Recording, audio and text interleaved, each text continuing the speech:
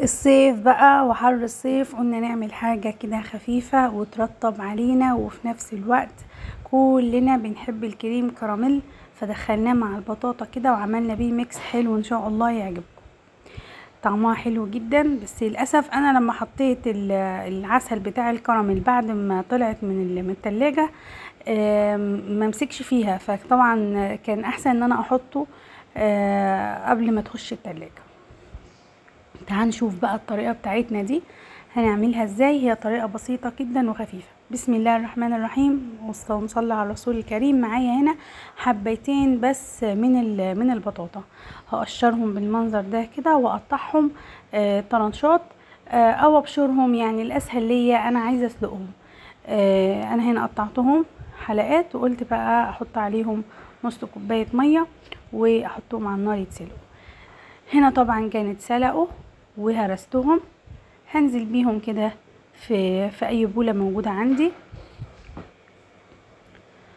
ومعايا هنا معلقتين لبن بودرة، ومعايا 3 كوبايات لبن. واللبن البودرة هنا بيعزز الطعم، بيخلي الطعم حلو كده، بيعززه. فعشان كده حطيت لبن بودرة، لكن ممكن تستغني عنه عادي. حطيت 3 كوبايات لبن والمعلقتين لبن بودرة، وهقلبهم في بعض طبعا متكتل خالص. انا هضربه بالهاند بريندر، بس هنزل ببقيه المكونات. هنزل بمعلقتين كبار سكر، طبعا كل واحد وهو حسب ما بيحب الحاجه مسكره قد ايه. حطيت برضو حوالي معلقه فانيليا. ومعايا بقى هنا الباكت الكريم كراميل. انا بجيب الباكت الكبير، بيبقى فيه 2 باكت. هنزل بالاتنين باكت كريم كراميل.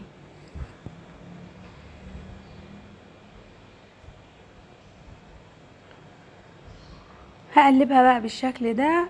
وطبعا عشان التكتل اللي فيها ده هديها ضربة بالهاند بريندر. اول ما اضربها هتبقى معايا الخليط تمام جدا.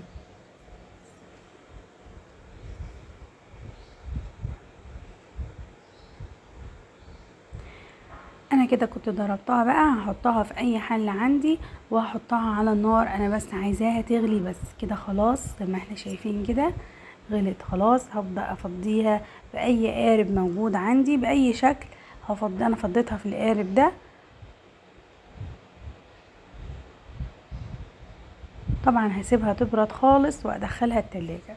بتقعد في التلاجة من ساعة لساعتين، يعني على حسب التلاجة بتاعتي.